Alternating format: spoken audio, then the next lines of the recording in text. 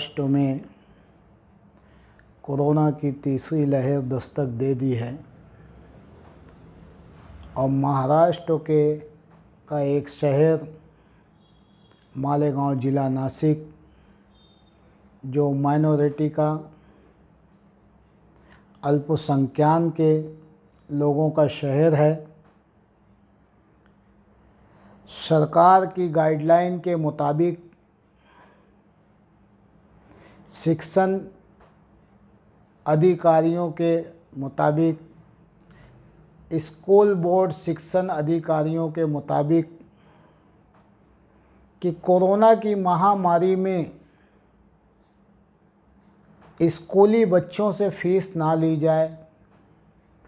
अगर जो सरफरस्तों के पास में फ़ीस नहीं है तो उन्हें तंग ना किया जाए, लेकिन मालेगांव शहर की स्कूल माफिया ना सरकार की सुनने के लिए तैयार है, ना एजुकेशन डिपार्टमेंट की सुनने के लिए तैयार है, ना तड़पते बिलबिलाते हुए सरपरस्तों की आह सुनने के लिए तैयार है।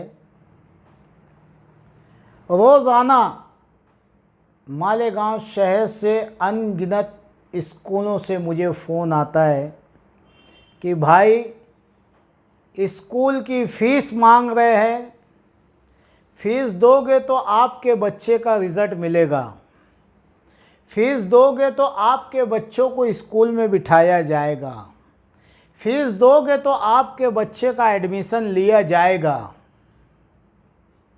मालेगांव आवामी पार्टी तुम स्कूल माफियाओं को आखिरी वार्निंग दे रही है। आज के बाद किसी सरपरस्त से आपने ज़बरन फ़ीस मांगी और जिस स्कूल से हमें कॉल आया तो स्कूल वाले फ़ीस मांगना भूल जाओगे। पहली बात तो आप सरकार की आंख में धूल झोंक रहे हो। फीस लेते हो 10,000, 20,000, 30,000, 40,000, 50,000 और 1 रुपये की स्लिप नहीं देते हो आप उन्हें।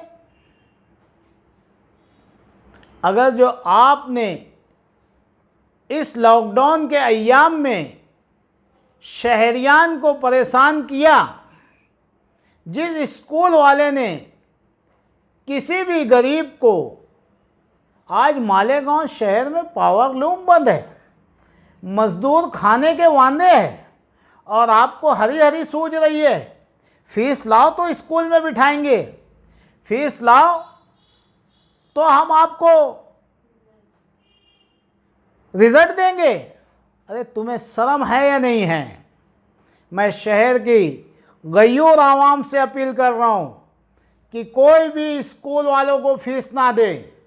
अगर जो फीस मांगे तो इनकी औकात बता दो। वहाँ पे जो भी लेडीज़ स्टाफ हो उन्हें समझा के कह दीजिए कि मैनेजमेंट को बुलाइए, हम उनसे बात करेंगे। और पास के पुलिस स्टेशन में इनके खिलाफ FIR करवाइए। आवामी पार्टी आपके साथ खड़ी है, रिजवान बैटरी वाला आपके साथ खड़ा है। जो स्कूल माफिया जबरन अगर जो फीस वसूलने की कोशिश करेगा, तुम्हारी स्कूलों में ताले लगा देंगे। जय हिंद, जय महाराष्ट्र।